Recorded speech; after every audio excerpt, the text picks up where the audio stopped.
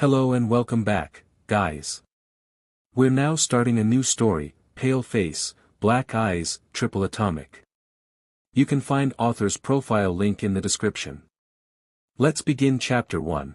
Before the rot sets in, Izuku Midoriya stared at the cracked, worn-out sidewalk beneath his dirt-streaked red shoes that were a size too small on his feet. His stomach churned, but not in the familiar way of hunger he had known before. This feeling gnawed deeper at his stomach lining, a strange emptiness that twisted his insides in a way that nearly brought tears to his eyes. Even at 4 years old, Izuku had already known what hunger felt like, when his mother forgot to pack him lunch or simply decided he hadn't deserved one that day. But this was different, this was worse. Inko's, his mother's, hand tightened around his wrist, yanking him forward with a roughness that made him stumble. Her face, which had once been soft and filled with nothing but kindness, was now twisted in frustration and anger, the stress lines around her mouth deepening every day. She muttered something underneath her breath, words too quiet and complex for Izuku to understand, but the tone was clear, it was his fault. No matter what, it was always his fault. She had been like this since her husband, Izuku's father, had left them for the Americas to find work. Being in a high-stress position as a nurse wasn't much of a help either. Naturally, it caused her to have a lot of stress and frustrations. Izuku just happened to be the closest thing to her, and she would take those feelings out on him. They entered the doctor's office, the sterile smell of disinfectant stinging Izuku's nose and making it wrinkle in discomfort. It would be a lie to say that he wasn't nervous, unsure of what to expect from something like this. He hadn't been back to the doctor's office since he got his shots for preschool. The doctor, an old man with a bushy mustache and a pair of goggles, greeted them with a clinical smile and led them back to a small examination room. Izuku sat on the edge of the table in the room, kicking his feet absent-mindedly as they dangled beneath him, while Inko stood nearby, her arms crossed tightly over her chest. The doctor performed a series of tests on Izuku, his movements steady and confident. Izuku could have sworn he felt his heart threatening to jump out of his chest as he glanced in his mother's direction, hoping for any sign of reassurance or encouragement or something. But there was none. And after what felt like an eternity, the doctor finally turned to Inko. "Well, Mrs. Midoriya," he began, "Izuku here appears to have a quirk factor." There was a pause and Inko was growing impatient. She motioned for him to continue, prompting the doctor to say, "While he does have a quirk factor, it appears to be dormant. That isn't a bad thing, necessarily, it just means that he hasn't shown signs of any abilities yet, but there is a strong potential for his quirk to activate in the future. It might just take some time." Inko's eyes narrow, the flicker of something dark passing through them fell on blind eyes.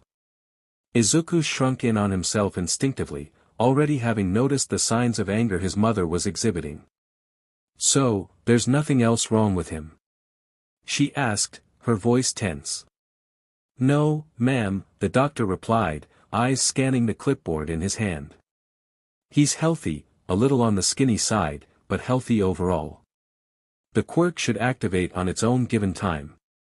Inko bowed and thanked the doctor tersely, her grip on Izuku's wrist tightening more than it had before as she practically dragged him out the office. He struggled to keep up with her brisk pace, his legs moving as fast as they would carry him. She wouldn't speak to him as they left, would look at him, and Izuku found her silence more terrifying than when she was yelling. She led them into an alleyway just outside the quirk specialist's office, and that's where Inko finally stopped. Izuku has found the courage within himself to look up at her. His sweat dropped when he saw the inhuman look in her eyes, unbridled rage and contempt swirling through pools of green. She stared at him with a hatred that made the hair on his neck stand up in anticipation. "You little brat," Inko hissed, her voice low and venomous. "Do you know how much pain you've caused me?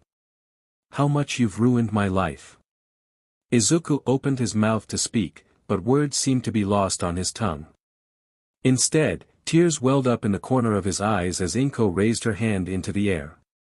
Her palm struck him across the face. The force of the blow sent him sprawling to the dirty, concrete ground. He looked up at her once more, momentarily stunned, his cheek burning. "You need to understand," she continued, her voice rising, "what pain feels like. With a flick of her wrist, she used her telekinesis to pull a small, abandoned metal box towards her. The tool-filled box, undoubtedly heavy, slammed into the back of Izuku's head, and he saw stars. Pain exploded at the base of his skull, darkness started to creep into his vision. The last thing he remembered seeing was his mother standing over him, a twisted expression of satisfaction on her face, before everything went to black. Izuku's eyes fluttered open, the harshness of the sun stinging his pupils and forcing them to dilate to accommodate the sudden light. When his eyes adjusted, all Izuku could see around him was a scene straight out of his nightmares. Flames licked at the edges of the crumbling alleyway, and the air was thick with smoke and ash and a putrid burning smell. Sirens wailed in the distance, and the sounds of people screaming and crying filled the air.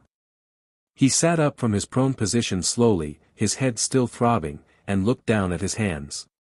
The dark red liquid slid down his fingers and onto the pale gray of the concrete, staining it with droplets of brown. Panic surged through him, and he wanted to vomit, but his stomach was strangely empty of even stomach acid. Also, that strange, gnawing hunger was gone, quickly replaced by a hollow sense of dread. Izuku's head swiveled back and forth immediately, searching for any sign of his mother. The action caused his vision to swim, but he finally spotted her crumpled form a few feet away from him. Scrambling over to her, he saw a subtle rising and falling of her chest, though it was weak. Relief and confusion warred within him. He didn't know if he was happy she was alive, or if he wished she wasn't. Mom," he whispered, his voice trembling. Her eyes flickered open, and she was eyeing him with an unusual mix of fear and residual anger. She tried to speak, but no coherent words were about to come out, only gurgling sounds. By now, Izuku's mind was racing, trying to make sense of everything going on. The fire, the destruction, it was all centered around him. The realization hit him harder than any punch to his gut. This was his fault, like usual. Somehow, he had caused all of this. Izuku staggered to his feet once again, his mother's shallow breaths echoing in his ears. He knew she needed help, that he needed to find it for her. Stumbling away from the alleyway, he pushed through the haze of smoke and ash, every step becoming a struggle against the overwhelming sights and sounds assaulting his senses. Everything was still too bright, too loud. His head throbbed with every pulse of light, and the sounds of sirens and shouting people grated on his nerves like nails on a chalkboard. Izuku winced, shielding his eyes with one arm as he forced himself to move forward. When he felt his vision was truly adjusting to everything, the true extent of the devastation around him came into focus. Most buildings had been reduced to charred skeletons, cars overturned and burning. What was left of the streets were littered with debris, the smoke only growing thicker as it filled his lungs. Bile rose in his throat, but just as last time, there was nothing to expel. The hollow pit in his stomach remained, eating away at him from the inside. Pushing down his rising panic, Izuku searched for signs of life, for anyone who could help. He spotted a large group of people gathered near the edge of the radius of destruction, their faces, from what Izuku could see, only being filled with fear and confusion. Desperation was one of the few things that was driving him forward, hoping against hope that someone, anyone, could help his mother. As he grew closer to the crowd, a woman had turned towards him and saw him. A finger was pointed in his direction, then a piercing scream following close behind it. The sound reverberated off his skull and left him able to not do much else than cover his ears. The group had looked in his direction in unison, each and every one of their eyes blowing wide with fear as recognition set in. A pro-hero at the front of the group spotted him. "Hey! Kid! Stop right there," the hero called out to him, his voice cracking. "Don't make any sudden movements, or I'll have to assume you're hostile." Izuku froze, his heart pounding in his chest, or at least it felt like it should be. A sense of dread settled over him as he realized it wasn't actually beating. His breathing quickened, but he forced himself to remain still, his anxiety climbing with each passing second. The hero advanced cautiously, eyes fixed on Izuku. "Stay exactly where you are," he repeated, sounding more sure of himself this time. Before Izuku could respond, the hero lunged at him, tackling him to the ground.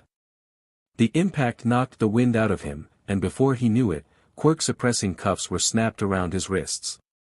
The world tilted and spun, and darkness enveloped him once again. When Izuku woke up, the first thing he noticed was the sterile scent of the room. He blinked, his eyes slowly adjusting to the dim light. His hands were linked to a metal table. As his vision cleared, he realized he wasn't alone. Sitting across from him was a small, white rodent-like creature with a sharp, intelligent gaze.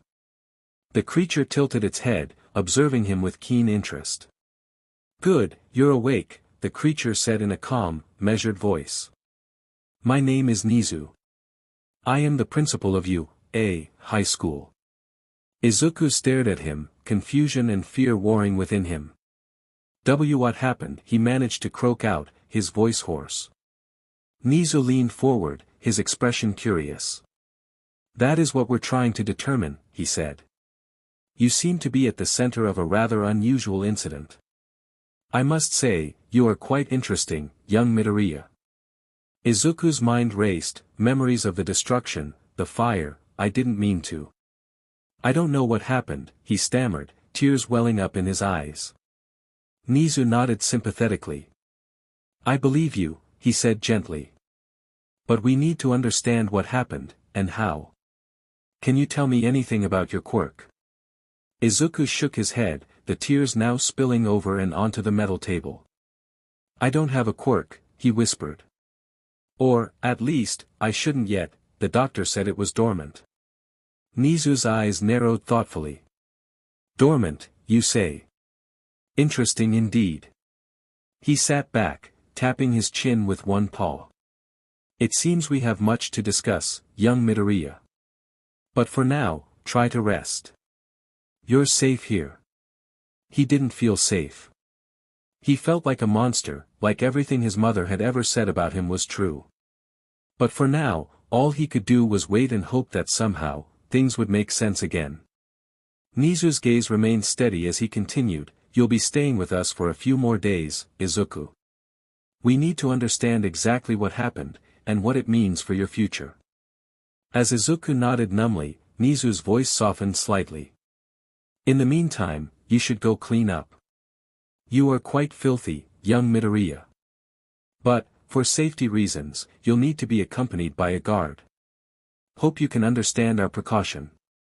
Another nod from Izuku.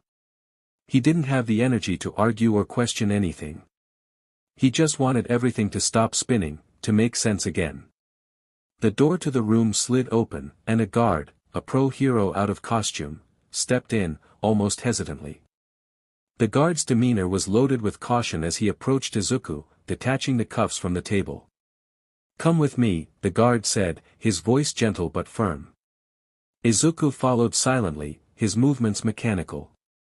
The guard led him down a series of sterile hallways until they reached a bathroom. "You can shower here," the guard said, unlocking the cuffs from Izuku's wrists. "Don't take too long." Izuku watched him back off all too eagerly, like he was some sort of feral animal ready to attack at any given moment. He didn't like that. With a nod, he stepped into the bathroom, and the door clicked shut behind him. He was alone, the sound of his breathing echoing in the small space. He turned to the mirror and froze, barely recognizing the person staring back at him. His hair, once a vibrant green, now had black roots creeping in. His eyes, usually bright and full of life, looked dull and dark, almost a lifeless shade of gray. His skin, once healthy and youthful with the slightest hint of a tan, was now pale and sickly, with a strange grayish hue. He could barely recognize himself. Izuku reached up, touching his face with trembling fingers.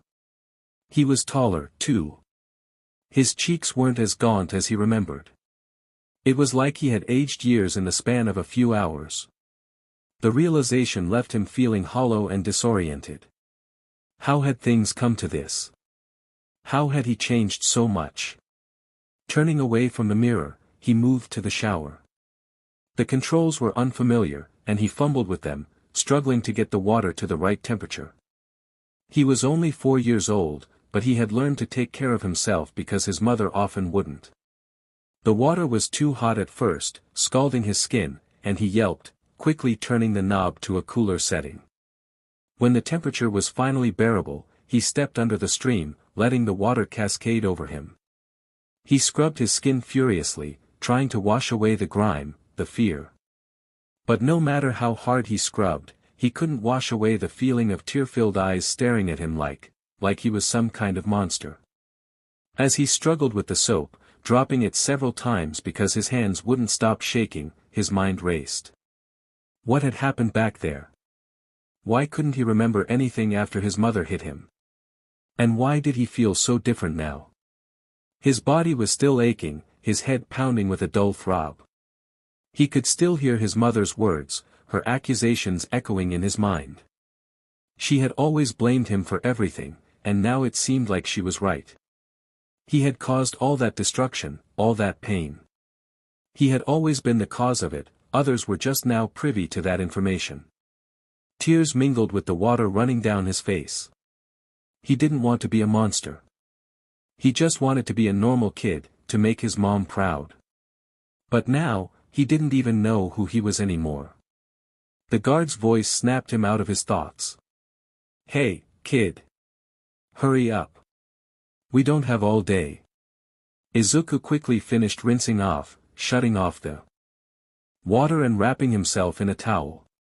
He took a deep breath, trying to steady himself before stepping out of the bathroom. The guard was waiting, his expression softening slightly when he saw the state Izuku was in. "Come on," the guard said, reattaching the cuffs to Izuku's wrists. "Let's get you back to the room." Izuku followed, feeling more lost and alone than ever. He didn't know what the future held, but for now, all he could do was keep moving forward, one step at a time. A few days had passed since the incident, and Izuku found himself in a routine, albeit an uncomfortable and unfamiliar one. The days were a blur of confusion, fear, and unanswered questions. He had been given food and a place to sleep, but no one had told him what would happen next. The uncertainty gnawed at him almost as much as his growing hunger was. One afternoon, a guard came to his room and informed him that he had a guest. Izuku's face dropped when he saw his mother, Inko, standing there, his feelings twisted into a tight knot. She was smiling, her eyes filled with tears. His mother had never cried for him before. Who was this woman? "Izuku," she cried, rushing to him and enveloping him in a tight embrace. Her nails dug into his skin, but it was so subtle that the guard didn't notice. "I've been so worried about you." Izuku stood still, his body rigid as she held him. He didn't know what to say, how to react. The warmth of her hug felt wrong, suffocating. He could feel the underlying malice in her touch, even though it was disguised as affection.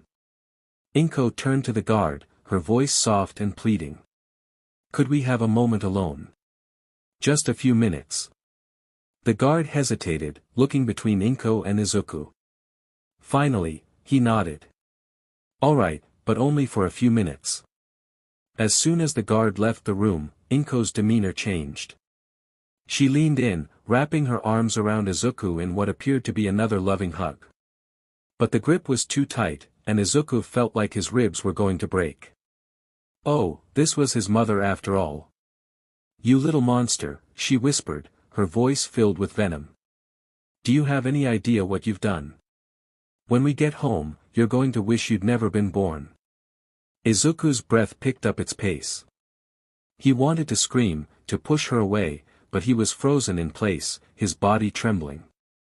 The familiar fear washed over him, drowning out every single other emotion he was capable of feeling at that time. Inko finally released him, her expression once again the picture of motherly concern as the guard returned. "Thank you," she said in a honeyed tone to the guard, a similar smile following it. "I just needed to make sure he was okay." The guard nodded, leading Izuku out of the room and back to the same room where he had first met Nizu. The white rodent-like creature was waiting for him again, his sharp eyes studying Izuku closely. "Hello again, Izuku," Nizu said, his voice calm and soothing.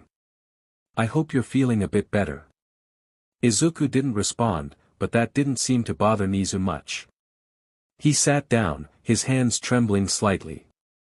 Nizu continued, "You'll be able to leave in the next 2 days, but before you go, we need to run a few tests and perform a physical examination. It's just to make sure you're healthy and to understand what happened during the incident." Izuku nodded along to the statement for what felt like the 100th time.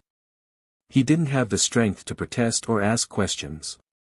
He just wanted everything to be over, to stop feeling like he was trapped in a nightmare.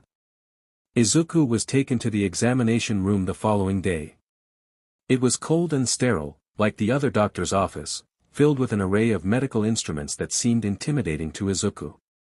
He sat on the examination table, feeling small and vulnerable when compared to some of the machines nearby. The doctor, a kind-looking woman with a gentle smile, began the process with a series of measurements and tests. "Let's start with your height," she said, her voice soothing. "Stand up straight for me please." Izuku complied, standing against the height chart on the wall. The doctor made a note in her chart, clicking her pen a few times. "You've grown quite a bit, Izuku. According to your records, you were 98 centimeters tall at your last checkup. Now you're 111 centimeters. That's a significant increase in a short time." Izuku looked at her, unsure of how to respond. He had noticed the change himself, of course, but was it really that big of a deal? It must be, if the concerned look on her face was anything to go by. However, the doctor continued, "Your weight hasn't increased accordingly. This is most concerning. You need to increase your caloric intake, okay? Make sure you're eating enough. I'll make sure to let Nizu know about this." Izuku nodded along, as he had done so many times before, though the thought of food didn't appeal to him much as of late. His appetite had been strange, even his favorite meal tasted sour on his tongue. The doctor moved on to other routine checks, heart rate, reflexes. When she placed the stethoscope against his chest, her brows furrowed in confusion. She moved it to different spots, trying to find something. "That's odd," she murmured. "Izuku, I can't seem to find a heartbeat." Izuku's stomach churned. He had noticed it the day of the incident, but hearing it confirmed out loud made it all the more real. The doctor quickly wrote down her findings and moved on to a series of other tests. As she examined his eyes, she leaned in closer, her expression puzzled. "Your pupils, they're vertical and slitted, like a reptile's would be." Izuku tried to see his reflection in her glasses but couldn't. That must have been something he missed in the bathroom. The revelation sent a shiver down his spine. Finally, it was time for the Quirk examination. The doctor brought out a device that looked like a combination of a scanner and a medical wand. "We're going to check for any Quirk activity now," she explained. "This might feel a bit strange, but it won't hurt. I can promise you that." Izuku nodded, bracing himself. The doctor ran the device over his body, starting from his head and moving down to his feet. The machine emitted a series of beeps and hums as it scanned him. After a few moments, the doctor looked at the results displayed on her monitor. "It appears your quirk factor is active, classified as a mutant type. That explains these changes in your appearance." Izuku stared at her, the word mutant ringing in his ears. He had always hoped for a quirk, something to make him special, but this felt different. It felt like a curse. The doctor's eyes widened as she continued to review the scan. "It looks like you're growing new canine teeth, but they're sharper and longer than normal. Another mutation, it seems." Izuku's fingers instinctively went to his mouth, feeling the pointed tips of his emerging teeth. "You'll need to name your quirk," the doctor said gently. "Do you have any ideas?" Izuku thought for a moment, recalling the strange changes in his body, the insatiable hunger, the lack of a heartbeat. "Hollow body," he said quietly. "I'll call it hollow body." The doctor nodded, making a note in her chart. "Hollow body it is." She gave the clipboard another once-over and slid it into a slot near the room's exit. "We'll need to monitor your condition closely, but for now, we have all the information we need." You did great, Izuku. Izuku managed a small nod, though he felt anything but great. The weight of everything that had happened was pressing down on him, and he couldn't shake the feeling that things were only going to get harder from here. Chapter 2, Rotten Foundations. A month had passed since Nizu had released him, and, as Izuku found himself once again trapped in the pitch-black basement of his house, Inko had lived up to her promise of making Izuku wish he'd never been born. The basement air was stale and musty with the scent of damp concrete, and the only source of warmth for Izuku came from a pile of ragged blankets on the floor. Huddled beneath them, Izuku clutched a tablet whose screen was so cracked you could barely make out images, the brightness dimmed to the lowest setting as he watched a video on Endeavor's latest arrest. Izuku could help but be amazed at the fiery hero's power and ability to take on so many villains at once. He wished he could do something like that, or just have the courage to take on one particular person.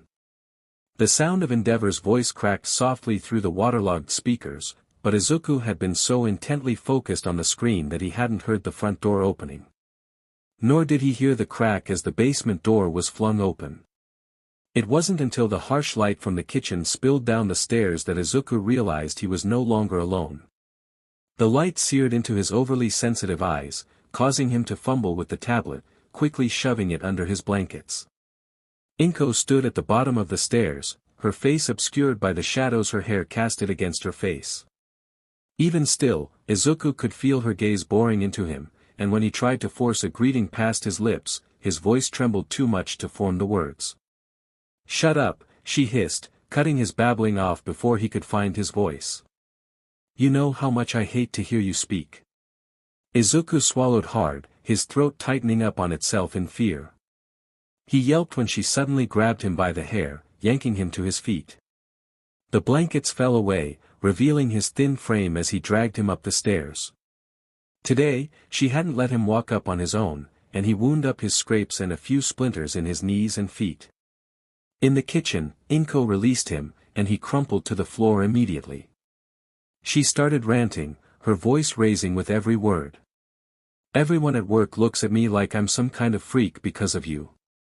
They don't see me, they just see the person who brthedu, a monster. How unfair is that to me?" Her eyes were wild by this point, face scrunched up in frustration. Izuku trembled from his position as he listened, knowing better than to interrupt her when she got like this. He kept his head down, hoping she'd tire herself out. But when her rant abruptly stopped, he glanced up to see her looking down at him with nothing but pure hatred in her eyes. "This is your fault. All of it," she spat, pointing at him. She then grabbed his wrist in a crushing grip and hauled him over to the stove. Izuku felt sweat trickle down the back of his neck as the smell of gasoline hit his nose, then the click of a lighter. The flame roared to life, its heat quickly filling the room. Inko's gaze flicked to the flame, and then back to Izuku, a twisted grin curling onto her lips. "Maybe this will help you understand what I'm saying," she said as she forced his hand down onto the burner. The pain, though not immediately, was excruciating. Izuku's scream tore from his throat as the searing heat burned through the epidermis of his skin. The smell of burning flesh filled his nostrils, making his stomach churn. He gagged at the smell, but, once again, nothing had come out of it. The pain had become unbearable, his vision blurring as sweat from his brows stung his eyes and mixed with his tears. His body was starting to convulse, and he tried to pull away, but Inko held him firmly in place. When she finally released him, Izuku immediately collapsed to the floor, clutching his hand close to his chest. His skin was discolored, the flesh underneath raw and exposed. He whimpered, unable to contain himself, as the pain radiated up his arm, his whole body shaking in shock. "Do you understand a little bit better now?" Inko asked, crouching so she was near his level. When he didn't answer, his mind too clouded in pain, she growled in frustration. Grabbing the charred hand, despite Izuku's protests, she slammed it down onto a cutting board. Before he could even process the whole situation, she drove a knife through his hand. Nothing, no pain, no reaction, nothing, had registered with Izuku at first. His adrenaline was already pumping from the agony he had been in only moments ago. But when she twisted the knife and yanked it out, the shock jolted him back. He gasped, his knees nearly buckling underneath him as Inko repeated the action, stabbing his hand again and again, until the pain had put him in another daze. Izuku's scream was hoarse, his voice cracking as tears and snot streamed down his face. Suddenly, a cold splash of water hit him, snapping him into a more conscious state. He gasped, shivering as his adrenaline was starting to wear off. Inko stood over him, holding his mangled hand in hers like a prized possession as she forced him to look at it. Something unexpected happened then. The wounds began to heal, the flesh knitting back together right before his eyes. Izuku watched in disbelief as the pain slowly ebbed away, replaced by a dull ache. Was whole again. His fascination, however, was broken by manic laughter. Izuku turned to see his mother's eyes gleaming with delight as she watched the healing process. "You're lucky," she whispered, her voice filled with a sickening delight. "You're so lucky to have that quirk." Izuku didn't feel lucky at all. But maybe that was the point. But from what he could gather, his quirk was not as straightforward as he thought. He wanted to know more about it, despite everything. It was his quirk after all. Inko forced him back to reality. The smile on her face had yet to drop and her grip on the knife grew tighter. Without a moment's hesitation, she plunged the knife into the soft flesh of Izuku's stomach. His eyes went wide, a choked gasp. "If your quirk is strong enough, you'll survive. If not," she said coldly, her voice devoid of any kind of warmth. "Oh well." With a shove, she threw Izuku towards the basement stairs. He tumbled down, the knife sinking deeper into his abdomen with every bump and jolt. He landed at the bottom with a sickening snap and crack, something had broken, obviously, his small body collapsing against the floor. The pain had already been overwhelming, but this was more. His breaths were coming in shallow, tears blurred his vision as he looked up the stairs, his vision momentarily focusing as he locked onto Inko's cruel eyes. They were the last thing he saw before she slammed the door shut, plunging the room back into darkness, but his eyes adjusted much easier. The sound of the lock clicking into place echoed in the empty room, leaving Izuku alone again with nothing but his fear and pain. His breathing quickened this time, each inhale becoming more difficult as panic set in. There was still a knife embedded in his stomach, the handle with a shaky exhale. Izuku summoned what little strength he had left in him and was able to dislodge the knife from himself. This time, the pain was immediately, a white-hot flare that nearly made him black out. The blade clattered against the ground beside him, the sounding ringing in his ears and causing him to wince. Izuku bit down on his lip to stifle a scream, the taste of iron coating his tongue. Out of instinct, he pressed his hands against the gaping wound in his stomach. He felt as if he could feel his life slipping away with every beat of his heart, or what would have been his heartbeat, if he still had one. But then, just as it had before, the searing pain was starting to fade and it was replaced by a weird tingling sensation. The torn flesh slowly stitched itself back together, leaving only the faintest of scars as evidence. But as his body healed, another sensation crept up on him, a grating hunger, one that chewed at his insides with a fierceness that was nothing less than terrifying. It was the same hunger he'd felt before, the one that wouldn't go away that fateful day, no matter what Izuku had done to try and appease it. And now, in this moment, it was more powerful than anything. The fear that accomplished this hunger was different from the terror Inko inspired. It was deeper, more primal, a fear of something he didn't understand, something that was part of him. It scared him more than anything else in the world, even the woman who had, in every sense, tortured him for personal pleasure. Wobbling on unsteady legs, Izuku slowly got to his feet. He could feel the damp cloth as he rolled it between his fingers. He crawled under the blankets, pulling them tightly around his small frame. The sheer darkness of the room was suffocating, the silence only broken by his laboured breathing. Izuku curled into a ball, trying to find some semblance of warmth and comfort, but it eluded him today. Sleep was impossible. Every time he closed his eyes he was met with a play-by-play of everything that happened tonight. The panic, the fear, the look in Inko's eyes, it all came rushing back, making it impossible to find the peace and quiet he was looking for. He wasn't alone, but Izuku thinks that he would prefer to be if his only company was the growing hunger that was beginning to consume him. As much as he would like to believe, this nightmare wasn't one that would end when he woke up, this was his life, and there was no escape. Izuku lay there, trembling beneath the blankets, too scared to move, too scared to sleep, too scared to hope for anything better. The night dragged on agonizingly slow, each second feeling as if it took an eternity, as he waited for the darkness to consume him once more. The next morning came far too quickly for Izuku, who hadn't slept much, if at all. The night had been long and torturous, his body being covered in a dull ache despite his wounds being healed.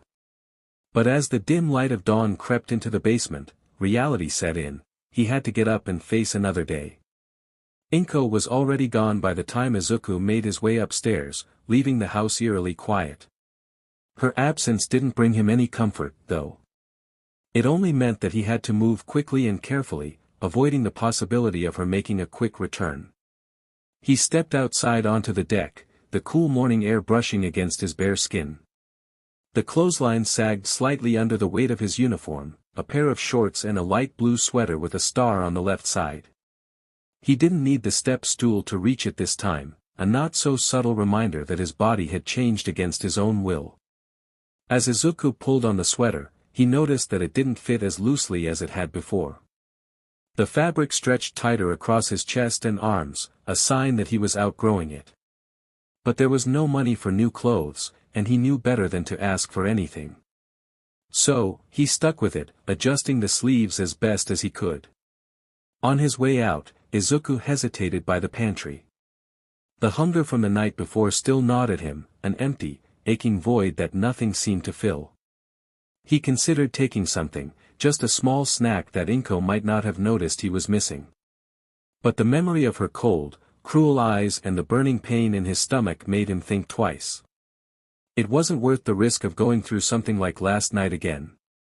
With a heavy heart, he turned away and slipped into his ratty sneakers. They fit even worse than they had before, the soles worn thin and the fabric frayed at the edges. But, like the sweater, he had no choice but to wear them. Complaining wouldn't change anything. Izuku stepped out into the city, the world around him bustling with activity. People walked to and fro, the early morning rush in full swing. But as he made his way to school, he didn't notice the way people avoided him no matter which way they were walking, crossing to the opposite side of the sidewalk whenever they saw him coming. He was too distracted, too focused on the gnawing hunger that wouldn't leave him alone. At one point, he caught sight of a dead animal in the road, its body a deformed, bloody mess from being run over. The sight made his stomach turn in on itself, but not with disgust, with hunger. He started salivating, the thought of sinking his teeth into the carcass flashing through his mind before he could stop it. Self-loathing welled up within him, the hunger twisting into something dark and monstrous. He dug his nails into his palm as he clenched his fist and forced himself to keep walking, his eyes trained on the ground. The rest of the walk to school passed in a haze, the world around him nothing more than a blur of colors and sounds. He couldn't focus on anything but the gnawing emptiness inside him, the hunger that clawed at his insides like a wild animal. By the time he reached his homeroom and sat down in his seat, he was exhausted, both physically and mentally. But the quiet of the day wouldn't last long, it hadn't since he'd met him, Katsuki Bakugo. Even when Izuku considered them friends, Katsuki wouldn't let him have a peaceful morning even if his life depended on it. As soon as Katsuki noticed him, the blonde stormed over, his face twisted in anger. "What the hell are you doing back here?" he spat, his voice dripping with venom. "I told you, villains aren't allowed to come to school." Izuku didn't respond. He couldn't. If even his own mother hated his voice, then surely everyone else must hate it too. He kept his head down, his hands clasped tightly in his lap, as if making himself smaller would make him invisible. "Answer me, you DMN freak." Katsuki growled, his hands sparking with the telltale signs of his quirk. The bright light, the crackling sound, the sudden burst of heat, it all sent a wave of fear crashing through Izuku. He flinched, something pounding against his chest, but he didn't say a word. Katsuki noticed the reaction and smirked, clearly pleased with himself. Scared, huh? Good. You should be scared of heroes, villain. He took a step closer, raising his hand as if to strike. Before he could do anything, the teacher stepped in. Bakugo, enough, the teacher called out, his voice stern. The classroom is not a place for quirk use. Sit down. Katsuki glared at Izuku for a moment longer before reluctantly backing off. He shot Izuku one last contemptuous look before returning to his seat, muttering under his breath. Izuku didn't dare look up, but he did swallow the lump in his throat. The teacher resumed the lesson, but Izuku couldn't focus. His mind was still reeling from the encounter with Katsuki, the fear, and the hunger mixing together in a nauseating cocktail. He wanted to disappear, to fade into the background where no one would notice him, but he knew that was impossible. Izuku knew he wasn't allowed to have that kind of luxury anymore, not unless he decided to move to the opposite side of the country. Izuku floated through the rest of the day in a similar daze as he had on the way to school this morning, barely aware of anything going on around him. All he could focus on was the hunger gnawing at him, eating at him from the inside out until he felt like he would implode. He had raised his hand a few times to ask a question or request a bathroom pass, but they didn't see him or pretended not to. Izuku suspected the latter. Even so, he had gotten used to figuring things out on his own, piecing together the lesson from half-heard snippets and glances at his classmates' work.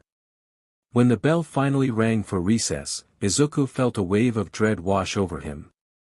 He used to love recess, lived for the time to be worry-free from classwork in his desk, but now he hesitated at the door and was pushed out by a stampede of preschoolers. The sunlight was harsh on his eyes, and he squinted against the brightness. He stuck to the edges of the playground, seeking out the longest shadows where the sun couldn't reach.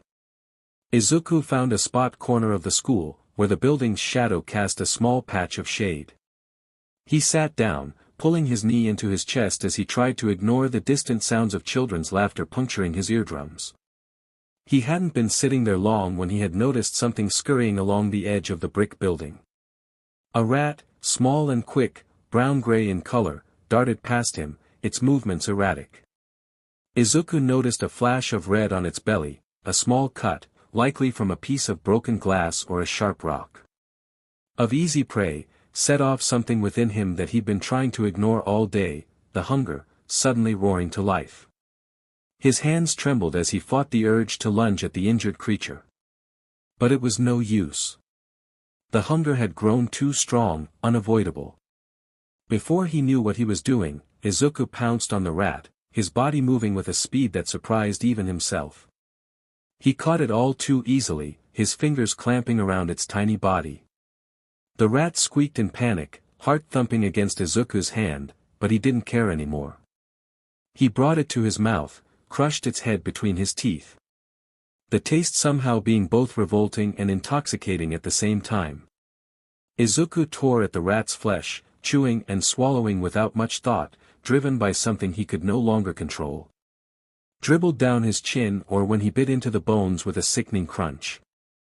The only thing that mattered to him was the overwhelming need to eat, to consume. It wasn't until he heard voices nearby that Izuku was snapped out of his trance. The blonde was in the middle of saying something, his tone carrying an air of arrogance. I thought I saw that DMN villain run this way. Katsuki's voice cut off abruptly as he took in the sight before him. Izuku froze, taking the rat's tail in his mouth and slurping it up like a noodle. He saw the horror in Katsuki's eyes, the way his eyes shifted from disbelief to revulsion. The other kids were much quicker to react. One of them turned and vomited on the spot, the others screaming as they ran back the way they came, tripping over one another in their rush to get away. Katsuki didn't move. At first. He just stood there, staring at Izuku as if he was having a hard time believing what he was seeing. Izuku swallowed thickly, making a quick attempt to rub away the streak on his cheek, the shame crashing down on him all at once. For a while, neither made a move. Then, Katsuki slowly started backing away, his face pale. You monster," Katsuki whispered, as if he didn't fully trust his voice. Izuku couldn't find the words to respond. His mouth was still full with the rat's remains, his mind still running wild. He watched as Katsuki turned and ran, disappearing around the corner, just as all the others had. The sound of his footsteps faded from Izuku's ears, leaving him alone in the building's shadow. Shaking, Izuku dropped what was left of the rat, his stomach twisting in disgust and regret. He furiously scrubbed at his mouth with the back of his hand, the taste lingered on his tongue, making him GG. He curled into himself, trying to push down the nausea building inside him. He didn't know how long he stayed like that, hiding, trying to erase the memory of what he'd just done. The taste of, the feel of the rat's bones between his teeth, it was haunting him, replaying over and over again in his mind, even as he forced himself to stand and stumble back towards the school.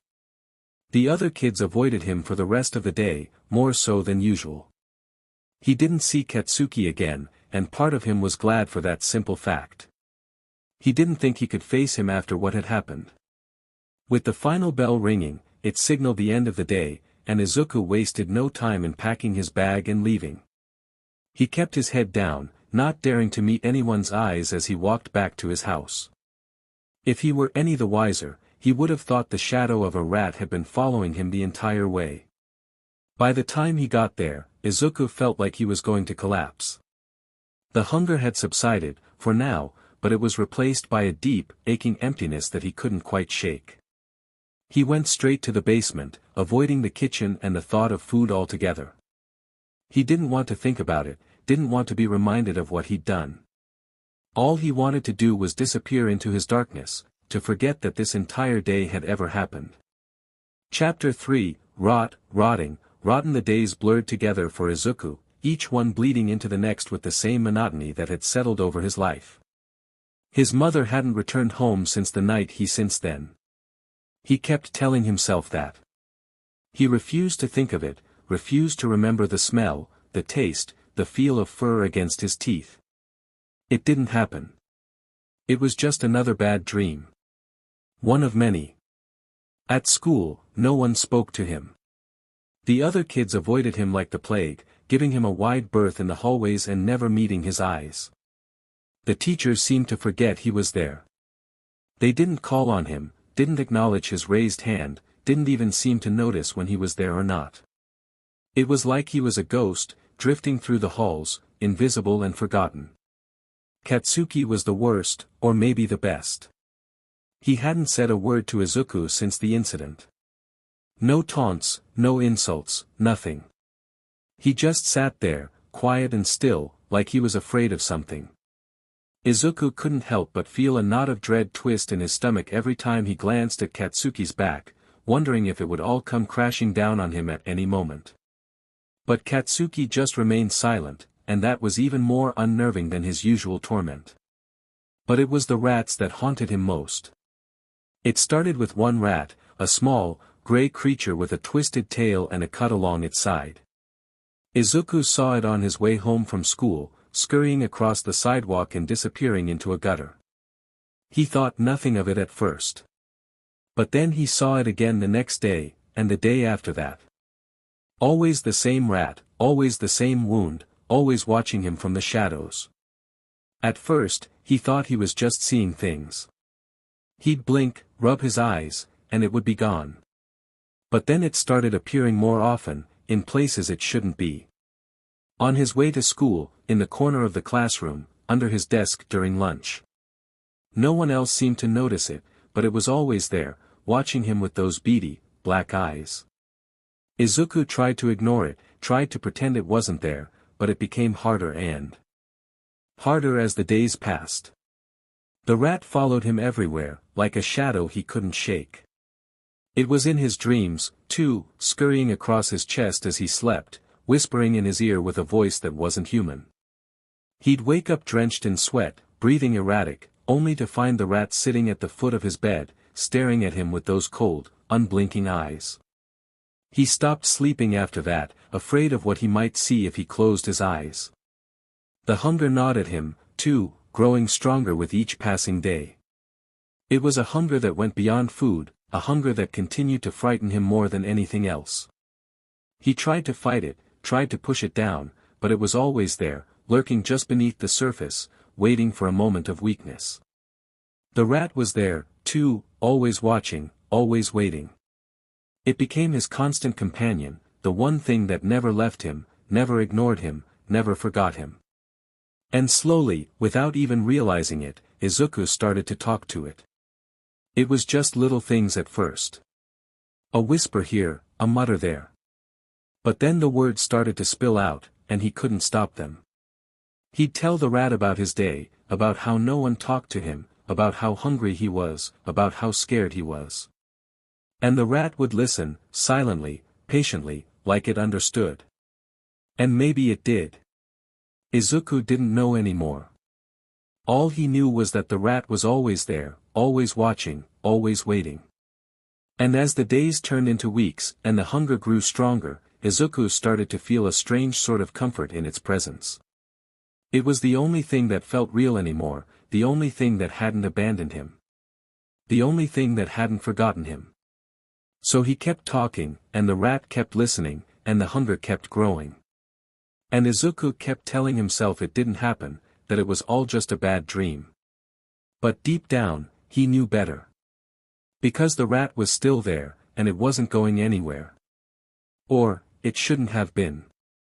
The next morning came, and Izuku slipped into his routine like clockwork. He got dressed, noticing the slight strain in his once loose sweater, shoved his feet into his too tight sneakers, and set out for school. Everything seemed the same as it always was, except for one thing. The rat was gone. He didn't see it scurrying across the street, didn't catch its beady eyes watching him from the shadows. For a moment, Izuku felt a flicker of relief. But as the day wore on, a strange unease settled over him. The absence of the rat left him feeling off. It was as if something vital had been taken from him, like he was walking on uneven ground, constantly leaning to one side. At school, the routine of silence and isolation continued. He floated through his classes, ignored by everyone, even the teachers. But he couldn't shake the feeling that something was missing. It nagged at him, gnawed at the back of his mind like a persistent itch he couldn't scratch. It was almost a relief when the final bell rang, and he could leave the building. As he trudged home, head down, hands shoved in his pockets, he nearly missed it, the flicker of movement out of the corner of his eye. He stopped dead in his tracks, breath hitching as he did, and slowly turned his head. There it was. The rat. But something was different this time. The way it looked at him, the way it held its ground instead of scurrying away, it was almost like it was waiting for him. Like it wanted something from him. Izuku swallowed hard, a shiver running down his spine, and without really thinking, he began to follow it. The rat led him through the maze of alleyways, down narrow paths where the light barely penetrated. Izuku trailed after it, his footsteps echoing against the walls, the glances of passers-by barely registering in his mind. He was focused, entirely consumed by the need to see where this rat was taking him. The sun dipped below the horizon, the sky bleeding into a deep blue, then into the black of night. Still, he followed. The rat was tireless, and Izuku was driven by something he couldn't quite name. He didn't recognize this part of town, but it didn't matter. All that mattered was the rat and where it was leading him. Finally, they arrived at a small, abandoned landfill near a sluggish, dirty river. The rat stopped, and so did Izuku. The night was quiet, save for the distant hum of the city and the occasional ripple of water. Izuku's breath puffed out in small clouds in the chilly air, and for a moment, he just stood there, staring down at the rat as it stared back at him. Then, the rat spoke. It wasn't a squeak or a chitter, but a voice, an actual voice, low and calm and unnervingly familiar. "I forgive you, Izuku," it said, the words sinking into him like stones. "You should forgive yourself, too. It's okay to be a monster. It's okay to embrace it. The food chain is a natural part of life, after all." Izuku's D pounded against his eardrums, his mind racing. This had to be a dream, another nightmare. Rats didn't talk. They didn't forgive. They didn't tell you to embrace being a monster. But the rat's voice was so soothing, so convincing, and somewhere deep inside, a part of him wanted to believe it. "It's okay," the rat continued, its voice gentle. "It's okay to be who you are. You're just doing what you need to survive.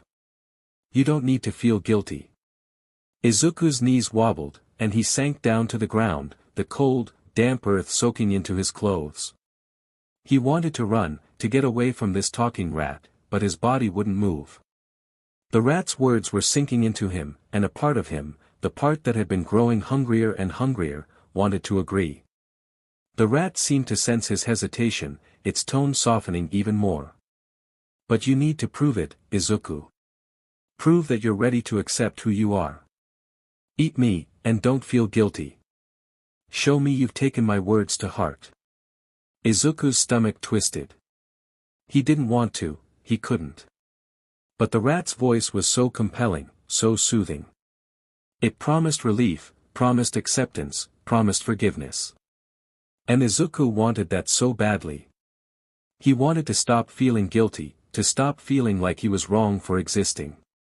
He took a deep breath, closing his eyes for a moment. When he opened them, the rat was still there, waiting, unafraid. Izuku reached out with trembling hands, picking it up. The rat didn't struggle, didn't fight. It just looked up at him, eyes full of understanding, full of forgiveness. Izuku hesitated, but the hunger was too strong. The need for acceptance was too strong. He leaned down, teeth sinking into the rat's midsection. He ate, tearing into the rat's body, consuming it piece by piece, until there was nothing left but on his hands and fingers. He liked the off, savoring the last taste, feeling a strange, twisted sense of calm settle over him. A small, contented hum escaped his throat as he closed his eyes, letting the feeling wash over him. When he opened his eyes again, the rat was gone. In its place, lying on the ground before him, was the mangled carcass of a human being. Izuku froze, his breath catching in his throat. The sight before him didn't make sense. It couldn't be real. He stared down at the body, at the lifeless eyes staring back at him, and for a moment, his mind went blank. Then the bile rose in his throat, and he turned to the side, vomiting violently onto the ground. When he finally stopped, his body trembling with the aftershocks, he wiped his mouth with the back of his hand. Izuku scrambled back, falling onto his hands and knees, crawling away from the corpse as fast as he could. He couldn't look at it, couldn't bear to see what he'd done. But there was no going back now. He was a monster. A real monster. The worst part was that deep down, he had already known it. He turned and ran, his footsteps echoing in the empty streets, the image of a dead man burned into his mind. 4 years later. Izuku sat on the edge of a high-rise building, legs swinging back and forth as he gazed out at the city below. The wind tugged at his clothes, which were well-worn and fraying at the edges, but he barely noticed. In his hands, he held a pigeon who was attempting to fly from his grasp. With a quick twist, the bird's head was removed from its body and was now falling towards an abandoned alleyway below. He watched for a moment as it disappeared out of sight, a small frown pulling at his lips. "I don't like the eyes," he muttered to himself, wiping his hands on his breaths as if to rid it of the memory of the pigeon's gaze. "Feels like they're staring back at me." With a shrug he turned his attention to the pigeon's body. His teeth sunk into the flesh without hesitation, and as he began to eat, the taste barely registering beyond a bland familiarity as he focused on the rhythmic swinging of his legs. The city hummed with life around him, but Izuku was in his own world, isolated from the people below who went about their day, oblivious to the boy perched high above them. He finished his meal quickly. The pigeon's body was discarded with the same lack of ceremony as its head, dropped off the side of the building without a second thought. Izuku watched it fall all the way this time, and then turned his gaze back to the skyline. "Another one down," he whispered, his voice barely audible over the sound of the howling wind. "Maybe tomorrow I'll find something better, more filling." The wind shifted once more, and Izuku pulled his coat tighter around himself, feeling the cold bite through the thin fabric. He should be used to the cold by now, used to the loneliness that came with it. But the longer he sat there, the more difficult it was to shake the feeling that something was not quite right, that he was forgetting something important. He stayed there for a while, lost in his thoughts until the sound of near-silent footsteps reached his ears. His breathing quickened, and he felt his muscles tense, ready to flee if someone was coming to chase him away. But then, a familiar voice cut through the silence. "Hey, kid. You're up here again."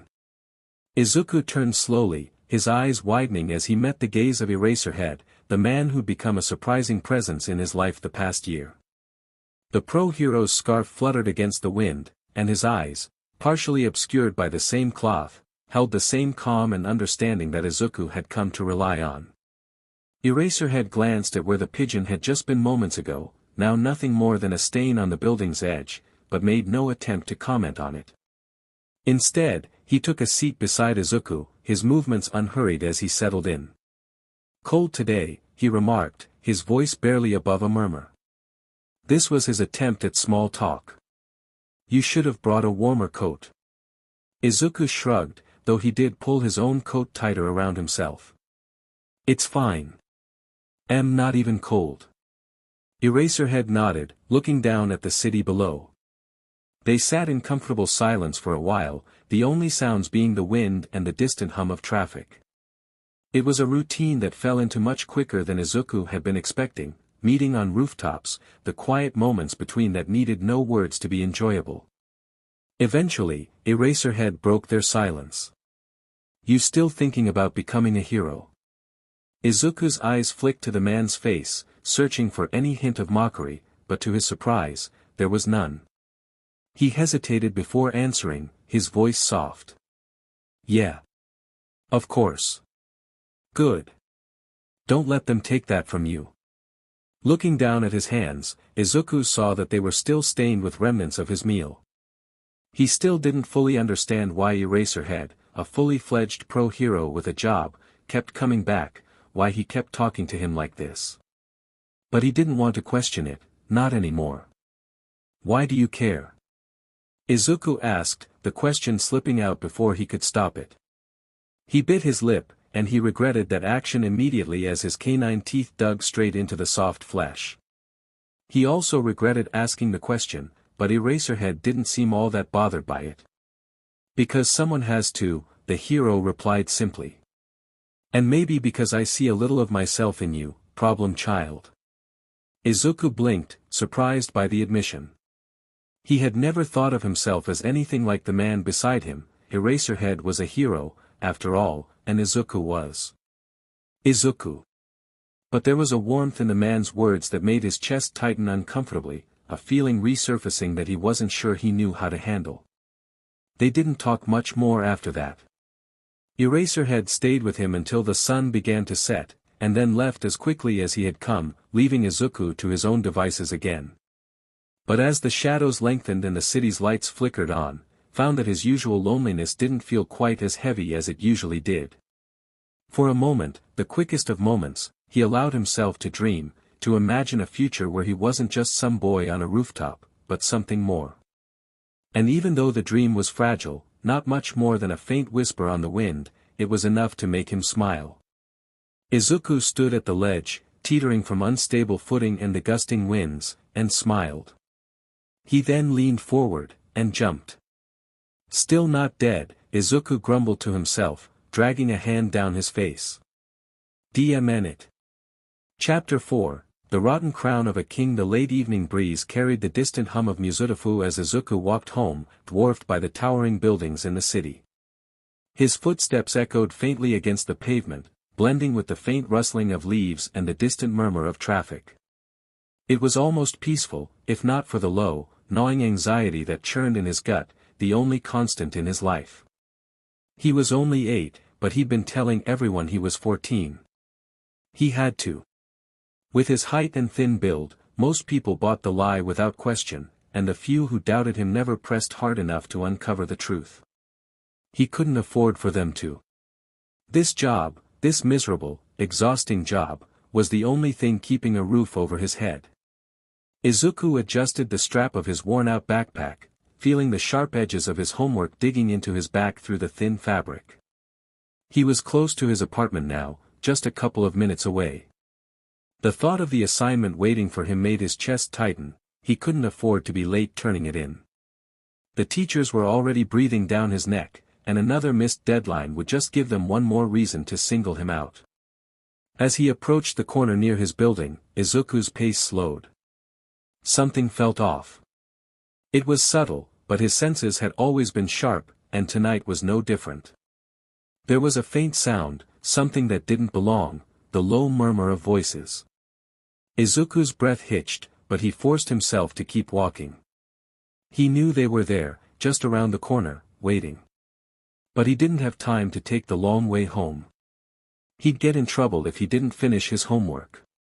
He needed to get back, needed to desperately. The moment he turned the corner, he saw it, a glint of metal in the dim light. Before he could react, a metal pipe swung out and connected with the side of his head with a sickening thud. Pain exploded through his skull, a blinding, white-hot flash that knocked the breath from his lungs. The world tilted, then went dark as his small body crumpled to the ground, his vision blurred by black spots. Somewhere, in the back of his mind, deep pooling beneath his head, seeping into his hair. The voices he'd heard before became clearer, though distant, like they were coming from underwater. "SHT, it's a kid," one of the voices muttered, close now, practically over him.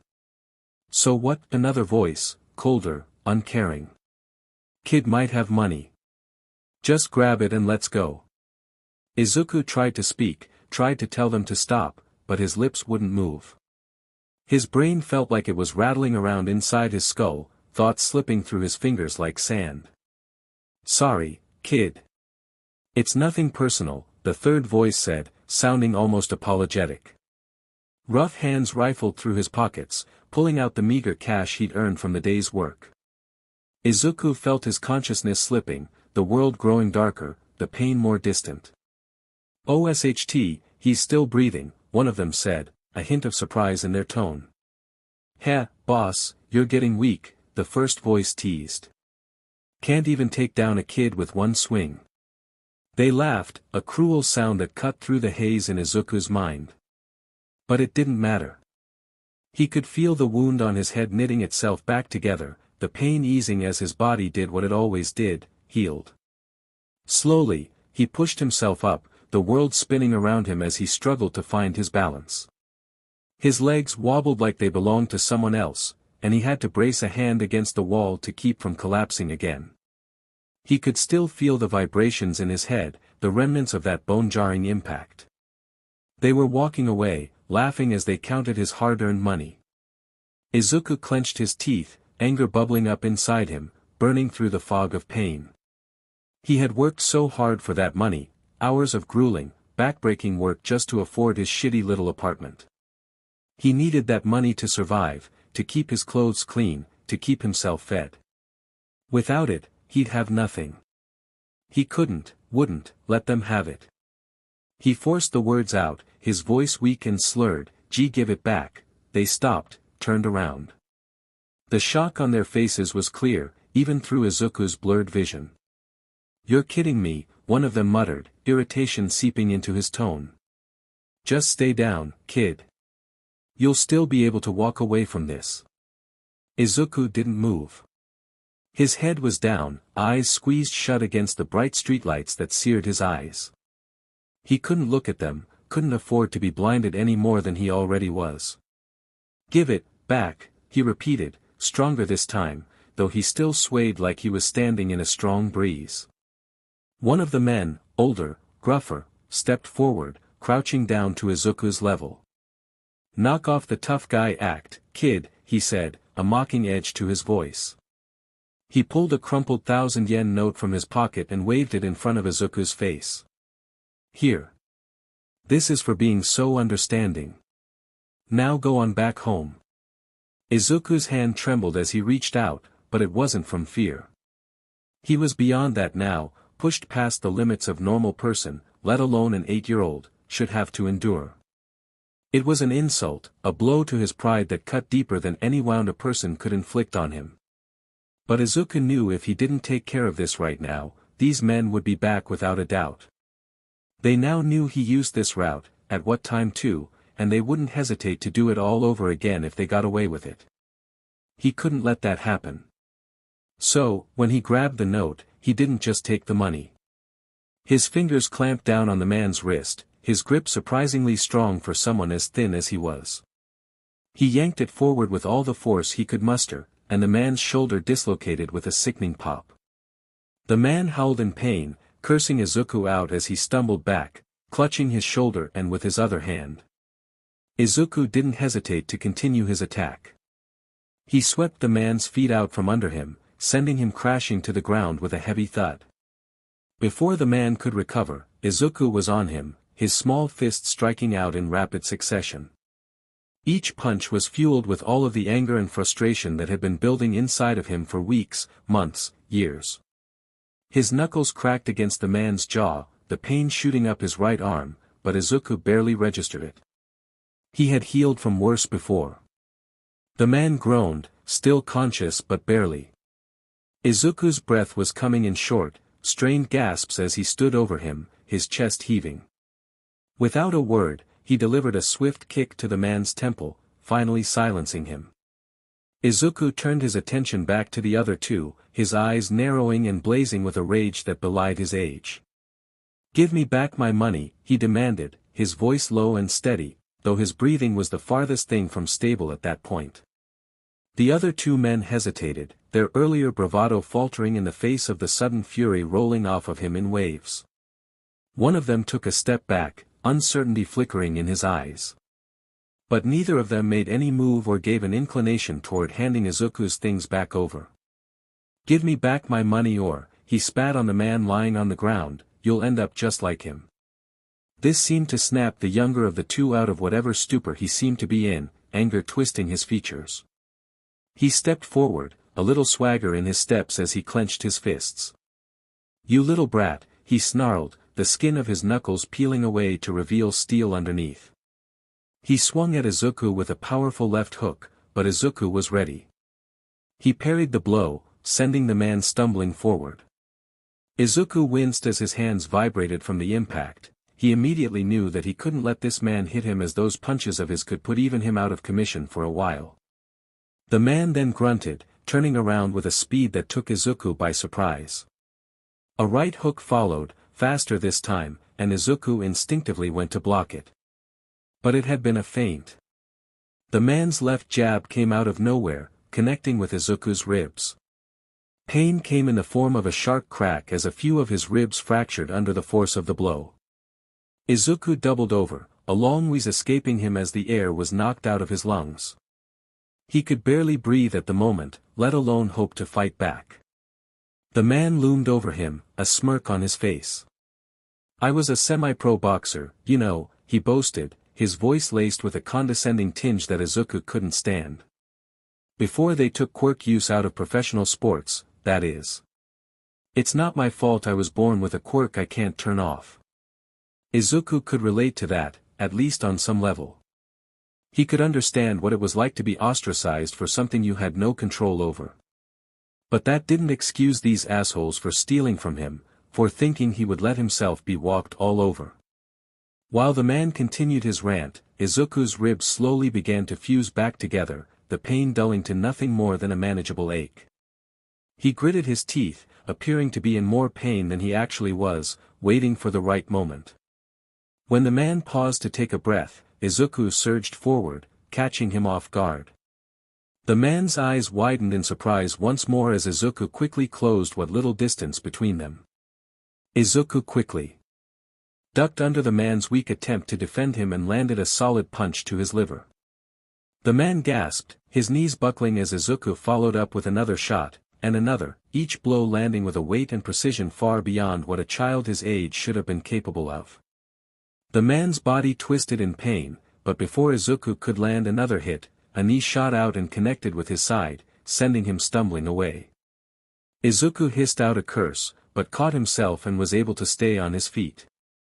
His ribs still ached, not fully healed, and his breathing whistle-bred. The man across from him was favoring his right side, shielding it with his arm as if to protect it from further injury. His eyes narrowed as he looked at Izuku. "How are you still able to move?" he spat, frustration and disbelief evident in his tone. You should be dead by now. That blow to your head, your ribs. I've put guys 3 times your size down with less. What the hell even are you?" Izuku's chest heaved as he tried to catch his breath, the pain in his side a reminder that he wasn't invincible. But he couldn't stop now. It would be an insult to everything he's endured up to this point if he let them walk away with what he'd worked so hard to earn. He knew he could be extremely stubborn, relentless even, when it came to things he wanted. This time would be no different. "I want to be a hero," Izuku said, his voice strained but surprisingly firm. He was still a child, after all. A child with childlike dreams and determinations that have driven him for as long as he can remember. "And I can't be a hero if I let every piece of SHT in this town take what's mine." The man's expression turned sour at the last part, his lips curling into an ugly snarl. "I'm supposed to believe that you can just magically keep going because you want to be a hero. Do you take me for some kind of idiot?" While a growl, the man charged at Izuku, unleashing a series of combos, one after another, in a frenzied fashion. Izuku did his best to block, dodge, parry, and counterattack, but it was becoming increasingly clear that he was severely outclassed when it came to fighting experience. The man's strikes were relentless, but even when they connected, none were as powerful as that initial blow to Izuku's ribs. He could take these punches, roll with them. But while Izuku was obviously outmatched in skill, he had something the man was beginning to lack: endurance and durability. He could see it in the man's eyes, the growing frustration, the fear he was trying so hard to bury. The more Izuku got back up, the more desperate the man became. His movements grew sluggish, his strikes slower, less precise. He was quickly tiring himself out, and Izuku could see it. When the man managed to knock Izuku down again, he turned to his remaining companion, a pleading tone to his voice. "Help me out here, DMN it." The other man, who had been watching in nothing but stunned silence, jumped at the sound of his voice. He shook his head frantically, backing away. "No way, man. That kid's a monster." Without another word, he turned and bolted, dropping the wad of bills he'd stolen from Izuku as he fled. The man clicked his tongue, turning back to Izuku just as the boy was slowly getting back to his feet. His patience snapped. He grabbed Izuku by the collar of his shirt, hauling him into the air with a grunt of effort. With his other fist, he began wailing on Izuku, each punch landing with brutal force. With an exasperated huff, the man let go, letting Izuku's body drop to the group in a heap. The man then stood over him, breathing heavily, watching intently to see if the boy would move again. He had to be finished now. He had to be. But as he started to turn away, Izuku's hand shot out, weakly grabbing onto the man's ankle. His fingernails dug into the skin, and in a sparse, broken voice, Izuku spoke. "It's not over. I'm gonna get my money back." The man looked down in disbelief, his face contorting in anger once again. "Stay down and die, you DMN freak." But Izuku's other hand wrapped around the same ankle, and with all the strength he could muster, he pulled himself closer. His mouth was near the man's ankle now, and before the man could react, Izuku bit down, hard. He screamed, trying to spin around, to kick Izuku off, to do anything, but the boy's teeth were firmly latched onto the tendons in his heel. With a vicious pull, Izuku tore it out, sending the man crashing to the ground in agony. He clutched at his leg, the pain evident in his expression, which quickly morphed into fear when he saw the look in Izuku's eyes, wild. Hungry. "I won," Izuku said, his voice chillingly calm as he crawled closer. The man's fear deepened as Izuku opened his mouth again, this time aiming for the throat. And then, with a final, feral growl, Izuku went for the jugular.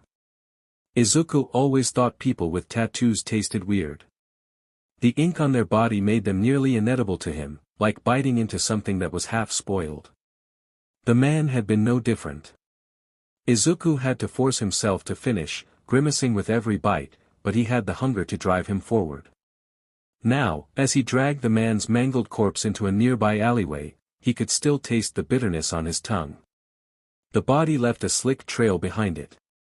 When Izuku reached the alley, he took one last look at what remained of the man, a pile of torn flesh and bone, his throat torn open where Izuku had opened him up, his intestines hanging from his body and sprawled out on the ground.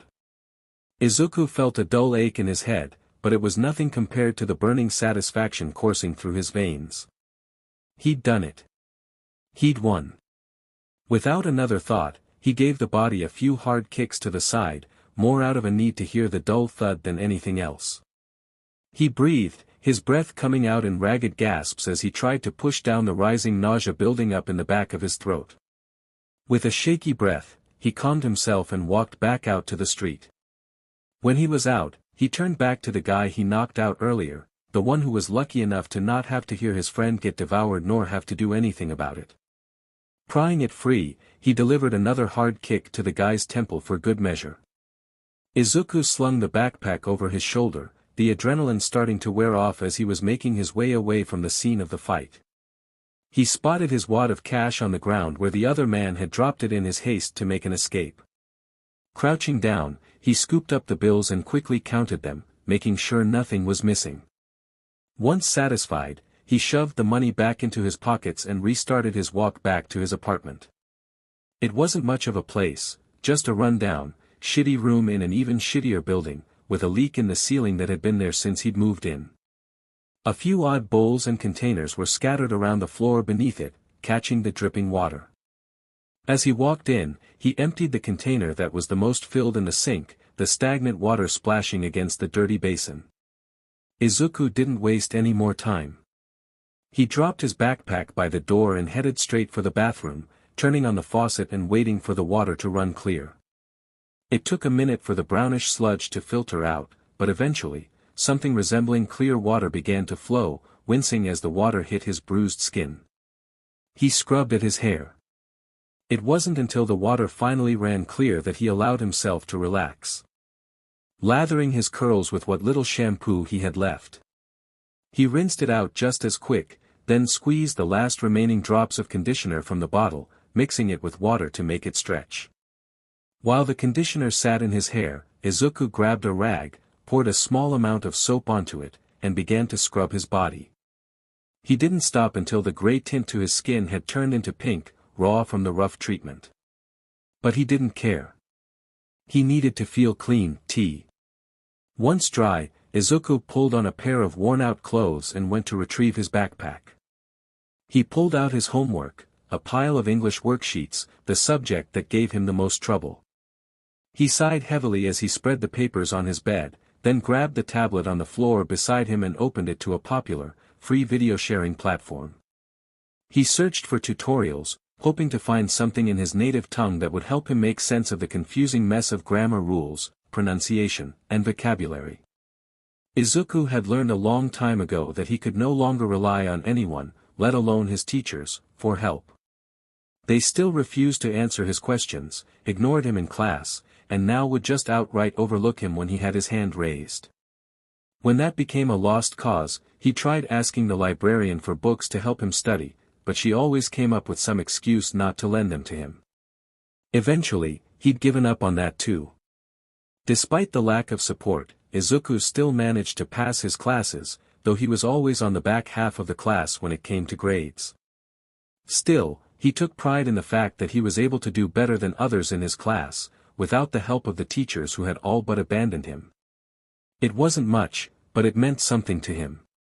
It proved to him that he wasn't an idiot after all, he could be smart and capable if given the chance. As he stared at the cracked screen, trying to make sense of the information in front of him, Izuku felt the familiar weight of exhaustion settling in. His ribs still ached, and his muscles were still sore from the fight, but he pushed the pain to the back of his mind. He had work he really needed to finish.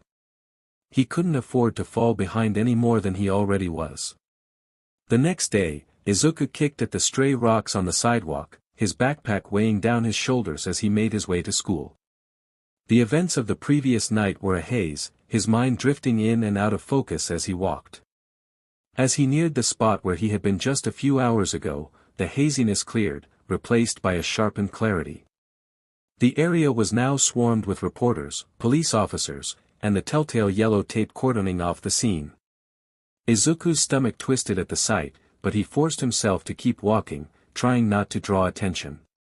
He spotted the man he'd knocked out last night, his face pale and littered with a purple bruise, talking to a sketch artist.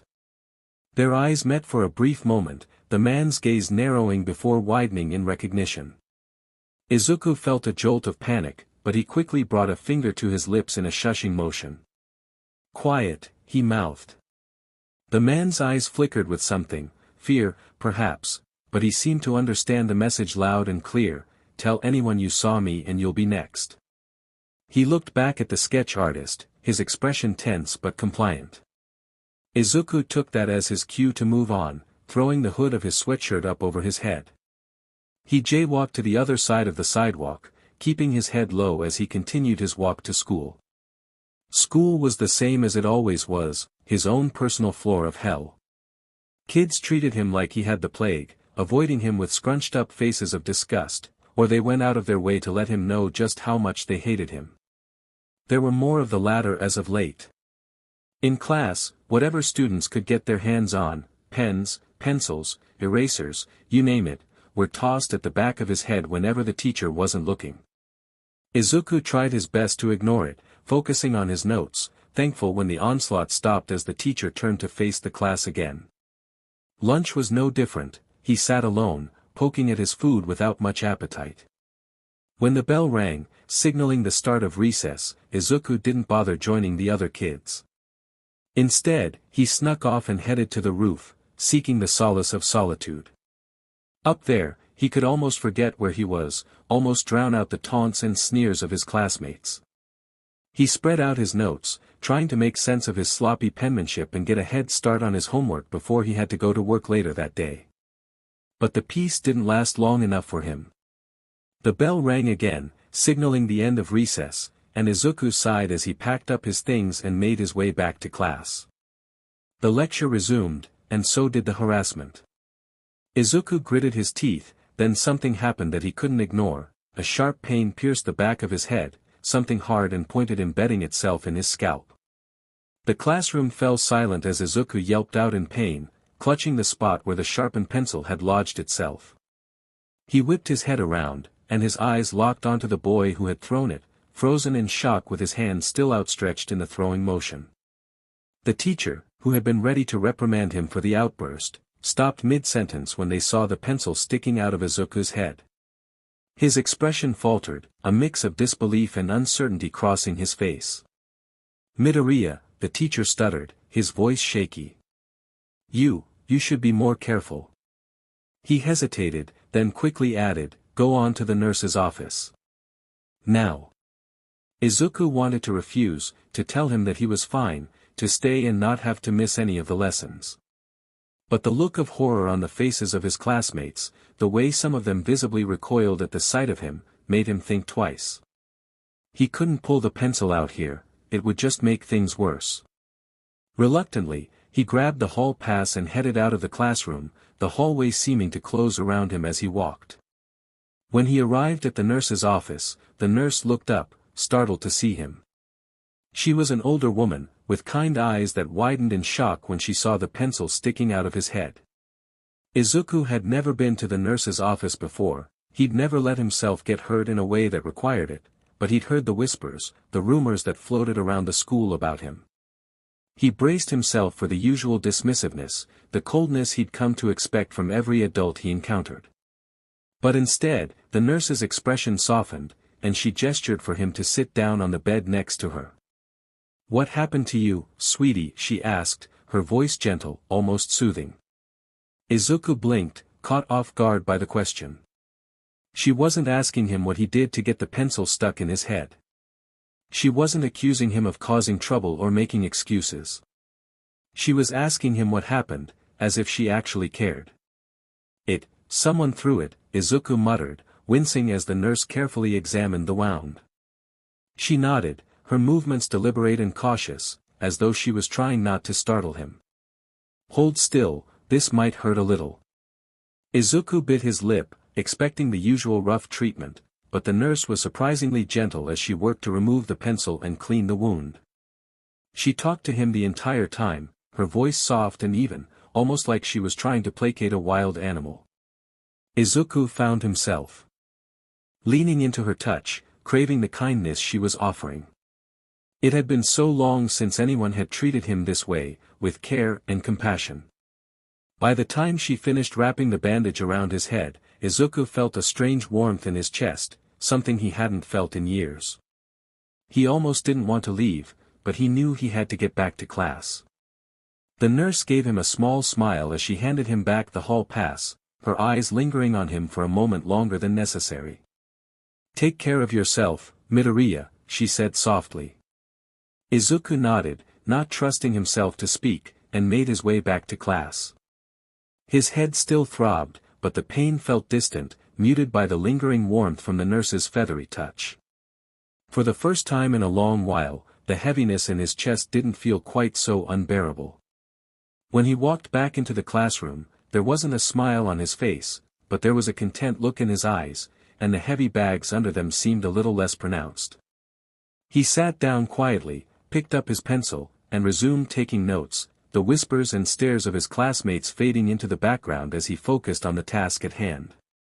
Chapter 5, Where Have the Wooden Dolls Gone to Rot? It had been 2 months since that night, since Izuku had been nearly beaten to death, if not for his regeneration, and then killed the man who tried to kill him.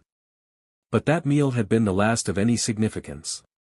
Since then, he'd barely managed to scrape by, scavenging for scraps in a city that offered so little to the desperate.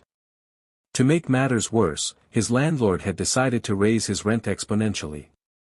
The hole in his ceiling had been fixed, but at what cost? Izuku was left with barely enough money to keep the roof over his head, let alone buy food, proper food, the kind that his stomach was actually able to digest and get the nutrients from. The kind to keep his hunger at bay, even if only momentarily. The nights were the hardest. The quiet hours between midnight and dawn, when the city was still and his stomach twisted in pain. He wasn't able to find any relief for it tonight either. He started at his homework, the numbers blurring together and mocking him as his vision doubled. Frustration quickly boiled over, and before he knew it, he was out the door, the chilly air offering no comfort but at least a distraction. Izuku hadn't planned to walk far. Just enough to hopefully clear his head. But as he wandered the empty streets, something sharp cut through the haze of his thoughts, a sound, cracking and squelching, unmistakable and horrifying. Then, the smell came, thick and metallic, clinging to the back of his throat. Fresh. His feet moved on their own, following the scent down narrow alleys and deserted roads until he reached the back of an abandoned high-rise building. The smell was overwhelming now, pulling him closer, urging him to look. Before him laid a suit, crumpled on the ground, stained beyond recognition. What pooled around it was what was left of a human man, a grotesque splattering of organic matter, bones splintering and mixed with flesh until it was no longer distinguishable from one another. Izuku's chest pounded, a mix of horror and something much darker, something he didn't want to name. But his body knew. It knew what he wanted, what he craved. He didn't remember dropping to his knees, only the taste of iron on his tongue as he lapped at the ground, trying not to think, not to feel. Every swallow brought a wave of disgust, but it was quickly smothered by the desperate need to feed. He spat out fragments of bone, grimacing as they scraped against his teeth, but he didn't stop, didn't want to stop. Not until the hunger had been sated, if only for a moment. And then, there was a hand on his shoulder. Izuku whipped around, instinct taking over, hands slicing through the air before he even registered the face in front of him. Flesh tore, a sharp gasp followed it up, and then he was glaring at the man in front of him, his breath coming in ragged breaths. Eraserhead. The man's scarf hung loosely around his neck. Eraserhead didn't move, didn't speak, just watched him with those blank eyes as he usually did. Finally, he slid his hands into his pockets, taking a step back as if giving Izuku space to collect himself. "Hey, kid," he said, his voice even, betraying nothing. "You doing alright over there?" Izuku's ears burned, a flush of embarrassment crawling up his neck. He nodded quickly, too quickly, and the word slipped out before he could stop it. "Fine." The hero's gaze didn't waver. "What are you doing out this late at night?" His eyes shifted to the mess behind Izuku, his expression carefully blank. Izuku swallowed, trying to think, trying to lie. "I found him like this. I was just checking it out." The words felt hollow, pathetic, even to him. He saw the doubt showing on Eraserhead, the way his eyes lingered for far too long on him, the tremble in his voice. For a moment, neither of them spoke. The silence stretched, heavy and oppressive, until Izuku couldn't take it anymore. "I was just hungry, okay," he blurted out, the confession ripped from him in a moment of weakness. Eraserhead's brow furrowed in confusion. He looked back to the remains once more, searching for something that might provide an explanation for Izuku's words. But there was nothing, no scraps of food, no wallet. Nothing pointing in a direction that made any sense. "Oh, his voice was hesitant, the words coming slowly, like he was trying to make sense of it all. "Okay, I see." Izuku didn't know what to say, didn't know if there was anything he could say to try and explain it all away. His stomach churned with shame, the taste still lingering on his lips turning sour. He couldn't bring himself to meet Eraserhead's eyes. "Be safe," Eraserhead finally said, his voice still surprisingly soft. And then, without another word, he turned and scaled the building with the help of his scarf, disappearing up the fire escape. It left Izuku alone in the dark and with the guilt of his actions piling up on him once more.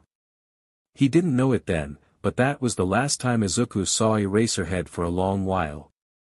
But when the moment he was gone, Izuku's eyes fell back to the puddle of human remains that is behind him. Shame twisted in his gut, but it was overshadowed by the gnawing hunger still simmering in his belly. It was as if Eraserhead's interruption had only sharpened his appetite, making him painfully aware that he wasn't done. The remains had gone cold by this point, congealing against the pavement, but he lapped them up without complaint, his claws scraping the gravel as he worked to get every last bit. By the time he was finished, his tongue was raw from the rough texture, and he spat out small pebbles that had stuck to his gums. But his stomach was full, finally, blessedly full, and that was all that mattered. Izuku stood, wiping his mouth with the corner of his shirt. He didn't feel regret, not really. The fullness in his stomach was worth the lingering taste of iron and the sickly feeling in his chest. But as he took a step forward, the sensation of fabric straining against his toes made him pause. He looked down and saw the worn-out shoes on his feet, his toes poking through the front, past the duct tape that barely held them together. He sighed, the exhaustion of the night weighing heavily on him now.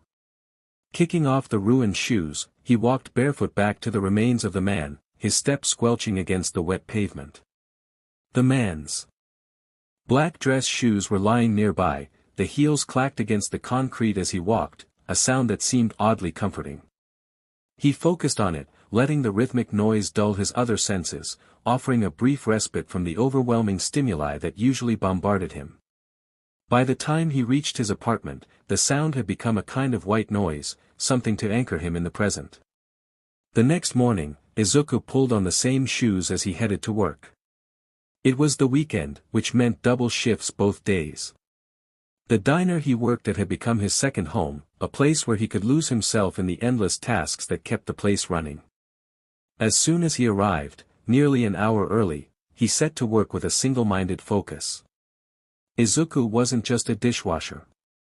He was a part-time cook, a prep worker, a cleaner, whatever the diner needed, he did. His boss had given him a key months ago, trusting him to open up in the mornings and get everything ready before the rest of the staff arrived. And Izuku made sure he didn't give her a single reason to regret it. He moved through the kitchen with a practiced efficiency, restocking supplies, prepping ingredients, and cleaning equipment. By the time the cooks and servers showed up, everything was in place, and the day could begin without a hitch. Despite his hard work, Izuku remained an outsider. The other staff only spoke to him when they needed something: more vegetables chopped, more chickens broken down, tables cleaned. And he did it all without complaint, donning a cap and a face mask whenever he had to step out into the dining area to ensure he wasn't recognized. His reputation in Muzutafu was still abysmal, which made finding work hard, but he kept his head down, his focus on the work, hoping to go unnoticed. As the day wore on, the constant activity kept Izuku from dwelling on the emptiness that was always eating away at him. He didn't stop moving, didn't allow himself a moment to rest or think, just kept going until the last of the staff had gone home and it was just him and the boss left. He finished breaking down the kitchen, scrubbing the last of the dishes, sweeping the floors, making sure everything was spotless before he finally clocked out. But as he was about to leave, the boss appeared in the doorway, her expression neutral. "Midoriya," she said, her voice carrying an edge that made his stomach drop. "Come to my office for a moment, will you?" Sweat beaded on his forehead as he followed her, his mind racing through every task he'd completed that day, searching for something he might have screwed up. His thoughts spun, already formulating apologies as he lagged behind her. When they reached her office, she settled behind her desk, gesturing for him to come in. Izuku stood before her, shifting from foot to foot, his nerves tightening into a knot in his chest. "I just wanted to thank you for your hard work today, Izuku.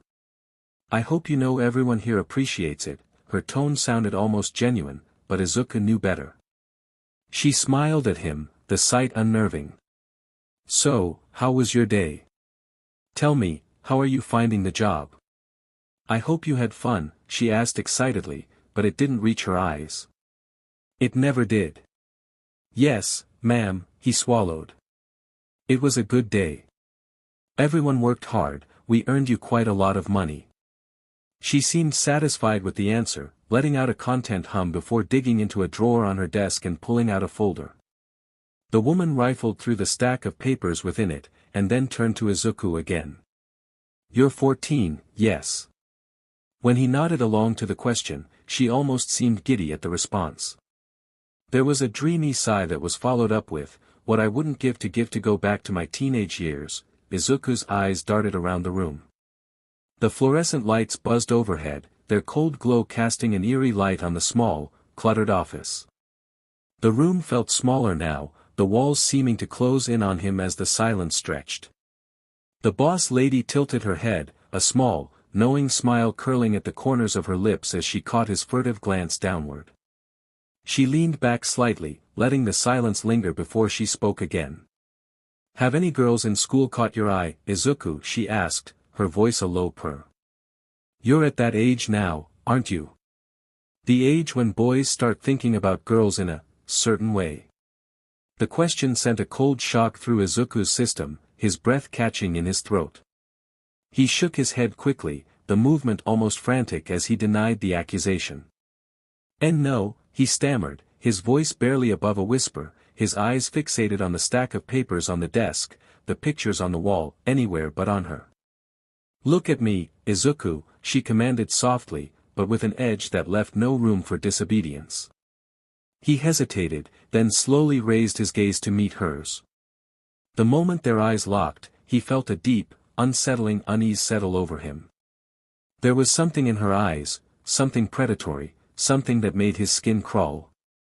The boss's smile widened, a sly smirk that only deepened the pit in Izuku's stomach. "No interest in anyone at all," she pressed, her voice taking on a more suggestive tone. "Or perhaps someone with a bit more experience in the subject." Izuku shook his head again, more forcefully this time, his voice trembling as he repeated, "No." But she wasn't deterred. She leaned in closer, her voice dropping to a whisper that seemed to wrap around him like a vice. "Come closer," she beckoned, her tone even more demanding than it had been before. Reluctantly, Izuku stepped forward, his feet dragging as if weighted down by the dread pooling in his gut. He was close enough now that he could see the slight sheen of sweat on her forehead, the way her pupils dilated as she watched him. Then her voice took on a colder edge, a hint of menace creeping into her words. "You know, you're lucky to have this job. Someone with all the history you have, not many people would be willing to take that kind of risk on you. She let the words sink in before adding, it'd be a shame if you lost it, wouldn't it? Izuku's stomach dropped, the threat clear as day. She knew exactly what she was doing, dangling his only means of survival over his head, knowing he couldn't afford to lose it. A knot tightened in his chest as he swallowed hard, his mind racing, but the words that followed weren't his own. I understand, he murmured, his voice hollow, as if detached from his own body. Good boy, she cooed, her hand reaching out to pat his cheek, the gesture sickeningly sweet. Now, let's make sure you stay on my good side. Izuku's mind went blank, his movements mechanical as he complied with her demands. His thoughts raced, desperate to focus on anything but the reality of what was happening. It's just for the job, he told himself, the mantra repeating over and over like a broken record. It's just for the job. But no matter how many times he repeated it, the weekend couldn't end soon enough. Izuku woke up abruptly, gasping for breath. His room was cold, the early morning air creeping in through the cracks around the window, but he was drenched in sweat. He lay there, staring up at the ceiling, trying to will away the sensation of his heart beating wildly, a sensation that had no physical source. His hand drifted to his chest, pressing against the smooth skin as if he could force the feeling to stop. But it didn't. He turned his head to the side, his eyes landing on the crumpled piece of paper on the nightstand. His last paycheck. From the diner. He hadn't even opened the envelope, he didn't need to. He knew it wouldn't be enough, and wouldn't cover the rent that was creeping up on him. But it was all he had. Izuku reached over and grabbed the envelope, staring at it with a mixture of anger and hopelessness. His boss had fired him in the middle of a shift a few days ago, barely giving him time to process what was happening before she handed out the final verdict. All she said was that it wasn't working out and that he would be getting his last check in the mail. No explanation, no apology. It was as if everything he had done, all the humiliating things he had endured, meant nothing. He squeezed the envelope until his knuckles turned white, then released it with a shaky breath. It was almost 5 a.m., and the check cashing place would be open soon. He had to get up, get dressed, and take care of it before heading to school. Izuku forced himself out of bed, his limbs heavy and reluctant. He changed quickly, pulling on his hoodie, tucking his hair under a hat, and securing the mask over his face. He couldn't afford to be recognized, not with the way people in Mizutafu treated him. Izuku grabbed his backpack on the way out, figuring it would save him a trip later. The morning air was crisp as he stepped outside, and he shivered slightly, the sweat on his skin chilling him as it evaporated. The streets were quiet, the city still waking up, and Izuku tried to focus on that, on the peace of the early hour rather than the gnawing hunger in his stomach or the anxiety twisting in his gut. The check cashing place was a small, dingy building squeezed between two larger shops. Izuku walked in, his eyes scanning the room. There were only a few people in line ahead of him, so he joined the queue, clutching the envelope in his hand. His mind wandered as he waited, thinking of the bills he had to pay, the rent that was due, and the food he needed to buy. When it was finally his turn, he approached the counter, handing the check to the clerk. The clerk barely looked at him, glancing at the check before starting the transaction. Izuku cleared his throat and asked, "Do you know of any job openings? I can do anything, unskilled work, whatever. Just, anything." The man looked up, his expression indifferent. "Not that I know of, kid. You'll have to look around, maybe check the street posts or something. There might be something out there for you." Izuku nodded, muttering a quiet thanks as he took the cash. He stuffed it into his pocket and left the building, feeling no better than when he had walked in. The streets were still relatively empty, the city not yet fully awake, and Izuku slowed his pace. He tried to take comfort in the stillness, the lack of people. There was no one to judge him, no one to sneer or whisper behind his back. It was just him and the sound of his shoes against the pavement. By the time he reached school, more students had begun to trickle in, but the building was still mostly empty. Izuku knew that the faculty didn't like students hanging around before school hours, especially him. He was a stain on the reputation of the school, a reminder of something they preferred to forget.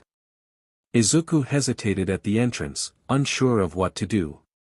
The thought of wandering the halls aimlessly didn't appeal to him, and the idea of sitting alone in a classroom made his skin crawl. On impulse, he decided to head to the nurse's office. Maybe she'd let him stay there until school started. The nurse greeted him with a warm smile when he arrived, a stark contrast to the cold indifference he was used to. "Good morning, Izuku," she said. "What brings you here so early?" "I was wondering if I could wait here until class starts," Izuku replied, his voice soft. "I just didn't want to be in the halls." "Of course," she said, nodding. "You're welcome here anytime, just like any other student." The kindness in her voice made something twist inside Izuku. He wasn't used to it, didn't know how to respond to it. He simply nodded and set his things down, pulling out a math packet from his bag. He still had a few problems left to finish, and maybe working on them would keep his mind occupied. He stared at the numbers on the page, but the equations seemed to blur together. His brow furrowed as he tried to make sense of them, his frustration growing with each passing minute. He bit his lip hard enough to draw BLD, the metallic taste flooding his mouth. The nurse noticed, her expression concerned as she walked over to him. "Izuku, let me put a liquid bandage on that," she said gently. Izuku looked up, startled, quickly wiping at his lip. "It's fine," he said, his voice strained. "It wasn't bleeding that bad." "You must have seen something that wasn't there." The nurse, not entirely convinced, softened her tone. "I wouldn't feel right letting you go with any sort of injury, no matter how small.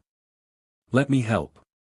He hesitated but eventually nodded, and she wheeled herself over to where he was sitting. Her movements were careful, her touch gentle, but she noticed how Izuku flinched even more than before. She paused, searching his face, but chose not to comment on it beyond a quiet apology. "Sorry, didn't mean to be rough." Izuku felt a wave of self-loathing. There was no reason for him to be afraid, she had been nothing but kind to him. His mind whispered the same about his boss, but he shoved the thought away, refusing to let it linger. The nurse leaned in closer, the name tag on his chest bearing the name Shizenji, something Izuku could see clearly from their proximity. She shined a small flashlight on his lip, her brows furrowing as she tried to find the wound. Izuku's pupils, with their vertical slits, dilated instinctively, and she apologized again for the light. "I'm sorry, but I'm having a hard time finding where you were bleeding." Before he could stop himself, Izuku muttered, "That's because you won't find it. It's not there anymore." Her expression shifted to one of confusion. "What do you mean by that?" Izuku bit his tongue, realizing his mistake. He didn't respond, just sat there, the silence growing heavy between them. The nurse searched his face for answers, then slowly pulled back and returned to her desk. Her fingers tapped rapidly on the keyboard, her gaze flickering between the screen and Izuku. "Your school record mentions your quirk," she said, her tone careful. "It says you have enhanced physical abilities and some reptilian-like mutations, but there's no mention of a healing factor." Izuku swallowed hard, forcing a lie through his lips, though it came easier this time. It's something new. I only just discovered it. But it only works on little scrapes and cuts, nothing major." She studied him for a moment, then nodded. "Would you like me to update that information?" "No," he replied quickly, then softened his voice. "No, please don't. I'd rather keep it to myself." The nurse gave him a small, understanding smile and winked. "Your secret's safe with me, Izuku."